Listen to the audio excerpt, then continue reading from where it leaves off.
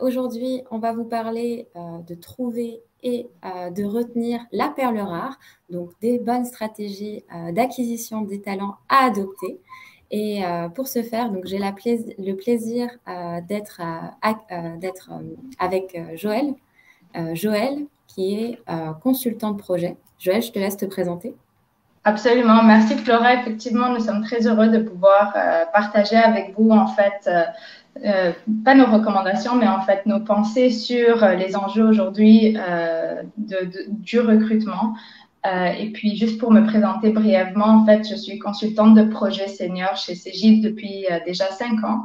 Et donc, je parle avec l'expérience de mes nombreuses implémentations de solutions de gestion de talent, notamment un ATS, donc une acquisition de talent, et aussi gestion des talents, qui est la suite, en fait, de notre solution. Donc, encore une fois, très contente, très heureuse d'être avec vous aujourd'hui. Et moi, je vais me présenter. Donc, je suis Flora Brousse. J'occupe aujourd'hui, depuis plus de 6 ans, plusieurs postes de product marketing au sein de différents éditeurs SaaS. Et aujourd'hui, je travaille donc pour Cégide en tant que product marketing manager. Je viens de l'acquisition de Talentsoft. J'ai développé vraiment mon expertise sur la gestion des talents et les compétences. Et mon objectif aujourd'hui, c'est vraiment d'aider les entreprises à repenser leur expérience de travail et de traduire l'expertise RH en innovation technologique. Donc, je voulais aussi commencer par une courte introduction sur notre organisation, prendre un peu le temps de faire connaissance. Cégide, aujourd'hui, qui est-ce qu'on est? On est un éditeur de solutions qui couvre de nombreux domaines d'expertise, comme la finance, la comptabilité, le retail, mais aussi, et notre cœur de métier et notre cœur d'expertise, ce sont les solutions SIRH, donc de ressources humaines et de gestion des talents. On est une entreprise internationale, comme affiché à l'écran. On a des bureaux dans plus de 22 pays et aussi au Canada, à Montréal, une équipe québécoise composée de 70 personnes et la moitié de notre effectif est consacrée à la recherche et au développement. Donc, ça, c'est vraiment important de le mentionner. C'est vraiment peu le cas chez certains éditeurs. Et on a des bureaux basés au Québec. Cégide, donc, comme je vous l'ai expliqué, c'est un acteur qui est reconnu sur les solutions de gestion des talents, de formation et de recrutement, et primé par de nombreux analystes tels que Gartner, IDC, Nucleus, Fosway, qui nous positionnent année après année comme core leader sur ces sujets ou leader. Et au total, c'est 1700 personnes dédiées aux produits de gestion du capital humain. Et 60%, donc 60% de ces 1700 sont dédiés sont des spécialistes RH qui s'adressent aux fonctions RH. Notre objectif, c'est de repenser l'expérience de travail, de vous aider à repenser vos processus RH pour améliorer votre performance au quotidien et durablement. Et c'est en cette qualité d'expert que Joël et moi, on intervient aujourd'hui pour décrypter avec vous les dernières tendances liées à l'acquisition de talents et partager surtout les bonnes pratiques du marché et celles qu'on a pu observer chez nos clients. Effectivement, donc Flora, juste avant de passer à la slide précédente, en fait, je veux juste refaire un peu un point sur notre cœur de métier. Donc, notre cœur de métier, c'est de repenser en fait l'expérience de travail. Mais qu'est-ce que cela veut dire concrètement? C'est l'expérience employée.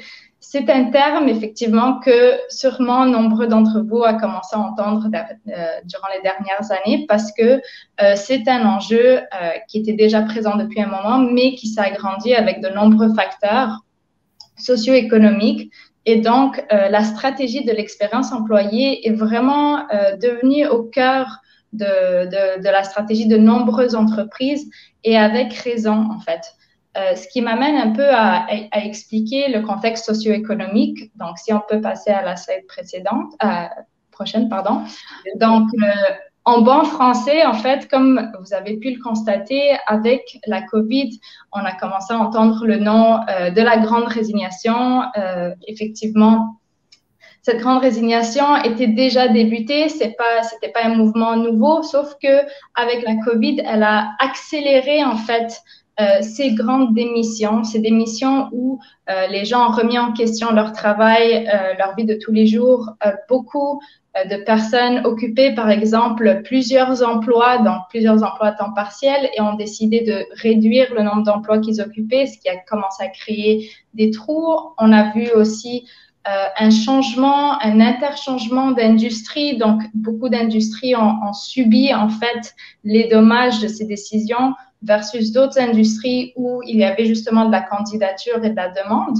Mais ensuite, avec ce qu'on a pu voir au début de 2022, avec en fait les scénarios d'inflation, mais aussi le début de la chute boursière, les conversations en fait qu'on a ou qu'on est encore dedans à cause de 2020-2021 sont amenées à changer.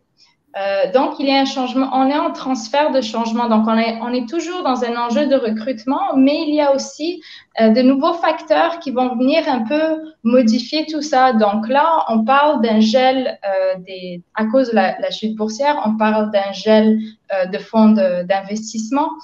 Lorsqu'on parle de gel de fonds d'investissement, on parle de coupures budgétaires et coupures budgétaires, coupures d'effectifs. Et on a commencé à pouvoir le voir notamment plus chez nos voisins, on a les États-Unis. Par contre, ça n'empêche pas que cela peut avoir des répercussions dans notre marché ici au Québec. Et donc, on est en train de voir un nombre de licenciements se mettre à pied. On est en train de voir aussi beaucoup de grandes industries remettre la revue de performance pour retrouver un peu les maillons faibles. Donc, tout ça pour dire que, en fait, on n'aura plus une tendance globale, mais bien une segmentation dans les tendances en partie par marché. Ce qui veut dire pour vous que, dépendamment dans quelles industries vous êtes, par exemple, la grande tech qui, pendant longtemps, semblait être intouchable, aujourd'hui, va créer des opportunités car il y aura possiblement un bassin de candidature de qualité pendant une fenêtre. Et donc, il faut être en mesure d'être équipé pour pouvoir répondre rapidement à tous ces changements dépendamment de l'industrie que vous êtes et d'être capable d'être agile dans vos décisions. Donc, tout à fait, Joël. Et c'est en cette qualité voilà, il y a plein de grandes tendances qui sont apparues là ces derniers temps. Nous, avec Joël, notre objectif aujourd'hui, c'est de vous aider à faire un peu le tri. On sait que l'attraction et le recrutement, c'est un enjeu stratégique. Des tendances telles que l'a énoncé Joël, la guerre des talents ou la grande démission, c'est des tendances qui ont fait beaucoup de bruit au sein de la communauté RH. Et en fait, ce sont plus que des tendances maintenant. C'est la réalité. Bien que, comme le disait Joël, les démissions massives, elles ne se produisent pas dans tous les pays. De nombreuses entreprises ont du mal à attirer les talents. Et de plus, le marché du travail est extrêmement compétitif. Là, c'est ce qu'on voulait vous afficher à l'écran. Il y a 73% des DRH qui déclarent manquer de candidats cette année, en 2022, pardon. Et du coup, la difficulté de gérer une expérience candidat, elle est devenue de plus en plus exigeante et ça rend encore ces processus finalement d'attraction des talents de plus en plus difficiles. Et parallèlement à ça, ce qu'on voulait aussi, ce à quoi on voulait aussi vous faire penser, c'est que les compétences demandées par le marché du travail aujourd'hui, elles ne seront certainement pas les mêmes que d'ici 5 ou 10 ans. Selon Gartner, c'est 42% des compétences que l'on connaît aujourd'hui qui auront changé d'ici 2025. 2025, c'est dans 3 ans. Et pour ma part, c'est quelque chose que je vis actuellement parce que travaillant dans le marketing depuis bientôt 8 ans, je vois bien que les compétences que j'ai acquises pendant mon diplôme, elles ont complètement évolué parce qu'il y a des nouveautés technologiques, bien sûr, des nouvelles techniques de communication, des nouveaux champs d'expertise. On en demande de plus en plus aux collaborateurs. Et c'est ça qu'il faut bien garder en tête. Et c'est pour ça que le recrutement, et le processus de recrutement, c'est un enjeu stratégique. Oui. Donc, si on n'avait pas déjà assez de facteurs changeants, on a aussi l'évolution du poste qui se fait de façon évolutive, mais de façon encore plus agressive dans le temps. Donc, pour ajouter un peu de couches à votre quotidien. Et du coup, ce qu'on s'est dit avec Joël pour vraiment vous aider à y voir plus clair, de par l'expertise de Joël et de moi-même, c'est qu'on a sourcé les 10 grands défis qu'on a vus chez nos clients et donc que vous vivez sûrement au quotidien. Et du coup, voilà, on ne va pas tous les énumérer parce qu'on a très peu de temps aujourd'hui ensemble, mais Joël va vous en présenter quelques-uns. Oui. Effectivement, donc avec selon ce que j'ai pu observer à travers mes différents projets d'implémentation avec mes clients, si on reste dans la nature d'un ATS, donc un système d'acquisition de talent, souvent on retrouve les mêmes problématiques. Donc on a des demandes urgentes, parfois même dernière minute de gestionnaires qui viennent vous demander d'afficher un poste. Vous avez des processus qui sont soit non standardisés ou très longs, qui demandent plusieurs approbations avant d'être affichés. Et par le temps de recevoir ou de passer à travers ce flux d'approbation, on est déjà en retard sur le marché. Ça crée des pressions sur les équipes car on n'a pas un nouvel effectif qui est encore mis en place. On n'a pas une nouvelle personne. Ça crée de la pression sur les autres membres. Donc, ça, c'est souvent des problématiques qui sont partagées par plusieurs entreprises. On peut voir aussi donc non seulement le processus interne, mais tout ce qui est la gestion juste de l'affichage du poste en soi. Donc, commencer à afficher sur tous les différents babières ou job boards, justement, sans avoir nécessairement un recul sur le retour sur l'investissement. Donc, on affiche un peu les yeux fermés, un peu à droite, à gauche pour maximiser la visibilité sans vraiment savoir si est-ce que ce job board fonctionne, est-ce que je reçois de la candidature, est-ce que cette candidature, elle est de qualité aussi parce que moi, trier les CV, c'est du temps. Donc, c'est vraiment des problématiques qui sont partagées et par plusieurs de nos projets, justement, et qui créent des pressions ailleurs au niveau des différents départements. Oui, tout à fait. Et aussi, ce que moi, j'aimerais rajouter, c'est que une fois qu'on a trouvé la perle rare, qu'on a fini par envoyer le contrat à un nouveau potentiel collaborateur, souvent, on ne pense pas à la gestion de ces nouveaux arrivants. Alors que j'ai pu, dans ma carrière et chez nos clients, il y a beaucoup de personnes qui démissionnent dans les premiers jours suite à leur embauche. D'ailleurs, il y a une étude que LinkedIn a faite cette année qui a pour le résultat qu'en fait, 45% des nouveaux entrants démissionnent au cours de la première année. Donc, c'est un chiffre qui est quand même énorme parce que le coût d'un recrutement, on sait combien ça coûte, c'est très cher pour l'entreprise. Alors, un recrutement raté, c'est encore plus cher, c'est environ 100 à 300% du salaire du collaborateur qui était embauché. Donc, c'est vraiment un coût à prendre en compte pour l'entreprise. Donc, il faut vraiment penser à la gestion de ces nouveaux arrivants. Et à ce point, justement, au niveau des points de frustration plutôt à la DRH, c'est justement ce manque de visibilité sur les indicateurs, donc être capable de mesurer donc le délai d'embauche, d'être capable de mesurer la qualité de l'employé, du nouvel employé qui a été engagé, d'être capable de mesurer aussi la data et aussi je crois qu'on est en train de perdre Joël. Donc, je vais avancer sur le sujet suivant. Donc, concrètement, comment est-ce que vous pouvez adopter des stratégies gagnantes, performantes pour faire face finalement à ces grands défis du recrutement. Donc, premièrement, nous, ce qu'on aimerait que vous gardiez en tête, c'est d'identifier les compétences. Donc, pour trouver les talents nécessaires, il faut savoir de quelles compétences je vais avoir besoin, de mon entreprise va avoir besoin pour réaliser les objectifs stratégiques que j'aimerais atteindre d'ici 1 an, 2 ans, 3 ans. Et pour cela, c'est vraiment important de faire le point entre les compétences que j'ai en interne et les compétences dont je vais avoir besoin. Le deuxième point à prendre en compte, c'est de comprendre les aspirations des employés. Donc vraiment mettre en place des process qui me permettent de sourcer ces aspirations. Ça peut être très bien lors de la revue de performance entre le collaborateur et le manager, mais aussi lors de points réguliers qui me permettent de connaître véritablement le souhait de parcours, le projet de carrière de mon collaborateur, et ainsi aussi favoriser la mobilité. Parfois, on sait qu'on a des jobs qui sont difficilement... on a du mal à finalement les trouver. Recruter ou combler.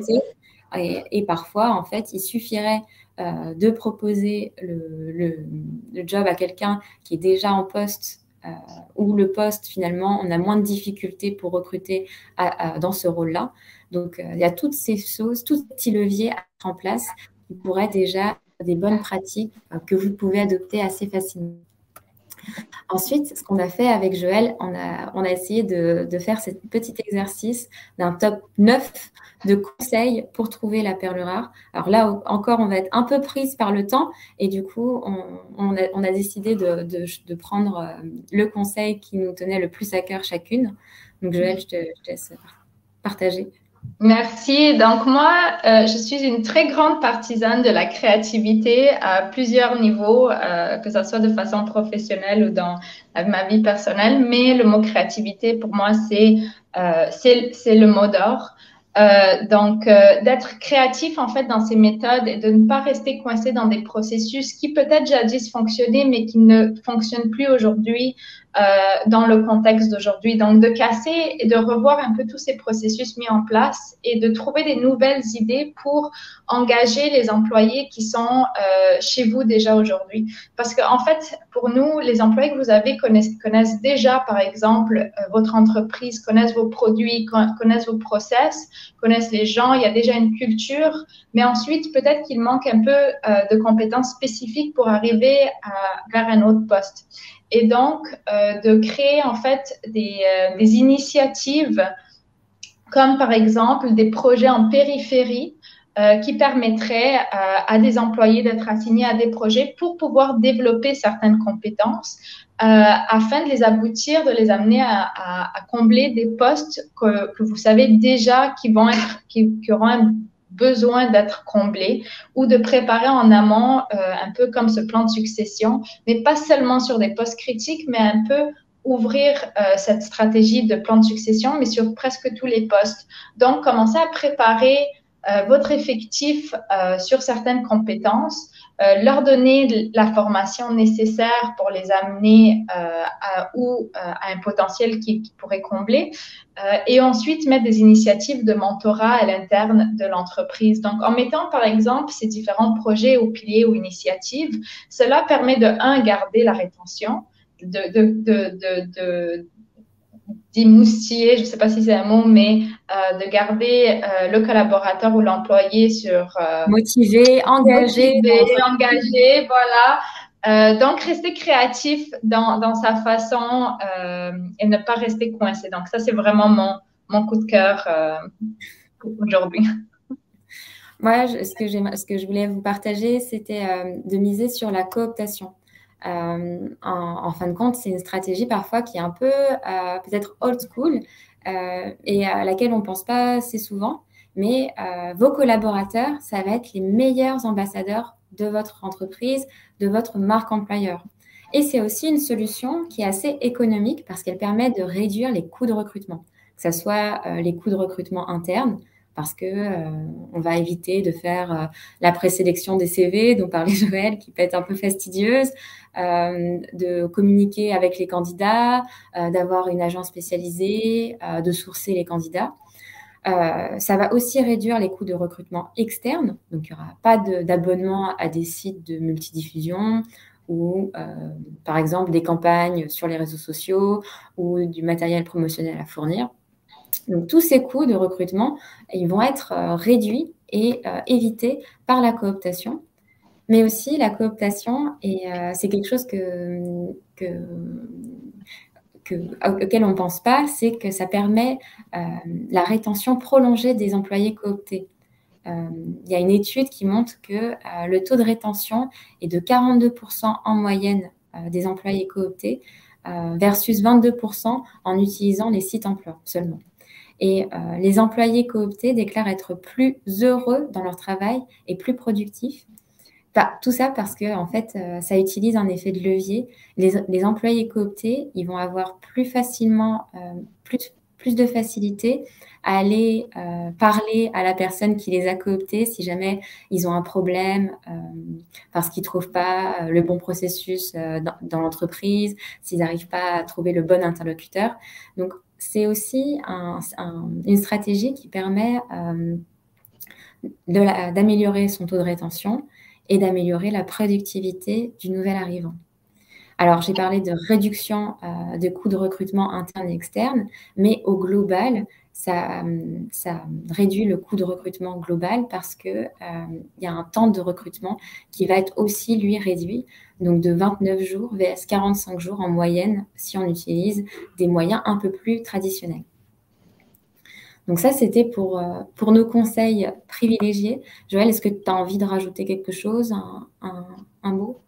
Non, c'est très bien, mais en fait, ce qu'on essaie de vous dire, en fait, dans tout ça, et c'est justement la prochaine slide, c'est qu'une image vaut 1000 mots.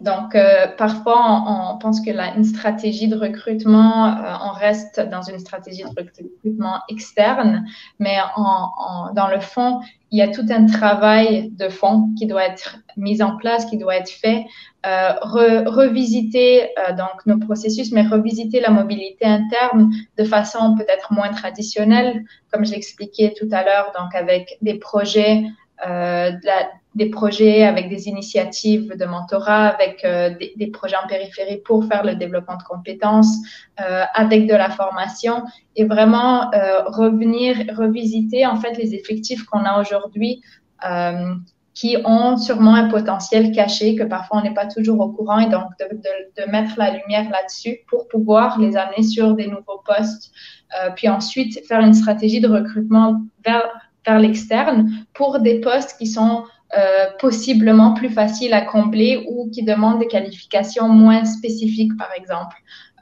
Donc, en ayant ce type de data, c'est beaucoup plus facile de créer une stratégie holistique pour qu'on se retrouve moins dans la réactivité, comme on le disait au début, mais plus dans la proactivité. Donc, on est en train de préparer nos effectifs présents pour d'autres postes. Et ensuite préparer les demandes de recrutement qui vont s'acheminer tout en sachant qu'il y a cette mobilité interne qui se fait en place. Donc, c'est vraiment avoir une vision globale de ce qu'on essaye de vous expliquer au niveau de la stratégie de recrutement. Tout à fait. On s'imagine souvent que la stratégie de recrutement, ça doit être juste focalisée vers le recrutement externe. C'est la pointe de l'iceberg qu'on a voulu montrer sur cette image, alors qu'en fait, il y a toute la partie immergée auquel aussi le recruteur doit penser et doit réfléchir en amont pour que sa stratégie de recrutement soit performante sur le long terme. Et comme l'a dit Joël, ne plus être dans la réactivité de mon besoin de recrutement, mais être dans la proactivité. Et c'est en faisant l'effet de levier de toutes les stratégies dont on a parlé que vous serez performant et il y aura efficace. Merci. Alors, on est un éditeur de logiciels, nous, chez Cegid, et on voulait aussi vous montrer comment est-ce que Cegid et les solutions SIRH qu'on propose peuvent vous aider à soutenir vos stratégies de recrutement. Alors, on ne s'imagine pas qu'on va vous aider à définir cette stratégie, mais vraiment à venir en soutien pour que vous soyez le plus performant possible. Alors, nous, c'est ça qu'on imagine l'acquisition des talents. Premièrement, avec cette définition des besoins qui va de la demande de recrutement, mais aussi, comme j'expliquais précédemment, de toute la recherche de savoir quelles compétences j'ai en interne, quelles compétences mon entreprise détient au vu des collaborateurs et quelles compétences je vais avoir besoin dans un futur proche pour atteindre mes objectifs stratégiques. Donc, il y a ce premier point. Ensuite, notre vision, c'est des solutions d'attraction des talents, donc via des portails de mobilité interne, des portails internes de mobilité interne, des sites carrières, des portails candidats. Une étape du multi-posting aussi pour aider justement à cette diffusion beaucoup plus rapide avec des KPI. Exactement. Une partie sur la sélection et l'embauche, donc en utilisant un ATS, en utilisant parfois, vous recevez, comme disait Joël, des tonnes de candidatures à traiter et il faut, ça peut très, très, très vite chronophage d'aller sur toutes les fiches, les profils candidats. Donc, nous, on essaye de proposer des solutions innovantes face à ça, comme des solutions de matching qui vont vous aider à trouver le bon candidat par rapport à une offre de recrutement, mais aussi de créer du lien avec ce candidat, avec des solutions qui nous permettent de planifier des entretiens, mais aussi de leur envoyer des évaluations à remplir pour voir s'il n'y a pas erreur sur, sur la marchandise et bien vérifier que c'est la bonne personne pour ce rôle. Jusqu'à l'envoi de contrat, donc tout ça est synchronisé et avec la préparation, le pré-boarding, la préparation à l'accueil du nouvel arrivant. Et aussi, nos solutions sont en mesure de gérer l'accueil et l'intégration de ces candidats via de processus et workflows qui sont directement imbriqués dans la solution. Et ensuite, la dernière phase finalement de ce processus d'acquisition des talents, et parfois on la met un peu de côté, c'est l'évaluation de l'efficacité de ces processus. Et pour ça, l'outil est assez bien construit parce qu'il y a un module d'analytics qui est très, très performant et qui va vérifier si tous les indicateurs que vous souhaitez suivre sont au vert ou alors qu'il y a peut-être parfois des petites faiblesses sur certains niveaux. Donc, tout ça pour vous montrer qu'aujourd'hui, notre offre sur l'acquisition des talents chez Cegid, elle est assez pertinente et assez complète parce qu'elle va de l'attraction des candidats. Donc, comme le disait Joël, avec des outils de recherche externes qui permettent bien sûr d'envoyer les offres d'emploi sur différents job boards à le processus d'engagement des candidats. Donc, on gère toute cette relation de candidats donc, via un TRM, un CRM très, très, très, très performant. On fait aussi le filtrage des candidats, donc avec le logiciel de sélection qui vous permet en un seul clic de visualiser le bon candidat pour le poste ouvert. L'entretien et la sélection, donc tout ça, en fait, ce sont des fonctionnalités qui sont directement disponibles dans l'application. Donc, ça vous permet de ne pas avoir à changer d'outil pour suivre où est-ce que vous en êtes dans votre processus de recrutement, avec toujours la visibilité de là où est-ce qu'on en est dans le processus, et ainsi que la gestion des nouvelles embauches avec tout ce workflow d'onboarding qui est suivi dans notre plateforme Talentsoft. Voilà. J'ai été assez rapide pour qu'on soit à l'heure. Joël, est-ce que tu as envie de rajouter un petit mot de la fin? En fait, le mot de la fin pour boucler la boucle, on a parlé d'expérience employée, mais l'expérience employée débute avec l'expérience candidat. Donc, comme Flora l'a expliqué, de garder cette relation et d'éviter justement les points de frustration et les points de confusion. Mais par la suite, on retourne vers l'expérience employée qui est au niveau de la gestion de talent et on fait le tour comme un cycle, une boucle qui se boucle. Voilà, on vous remercie, Joël et moi, de votre attention. Si vous avez des questions et si notre discours vous a semblé pertinent, je vous invite à ce qu'on poursuive notre conversation sur nos réseaux. Vous pouvez nous contacter via LinkedIn, donc à Joël Gargour ou à Flora Brousse sur LinkedIn. Merci beaucoup. Merci à tous.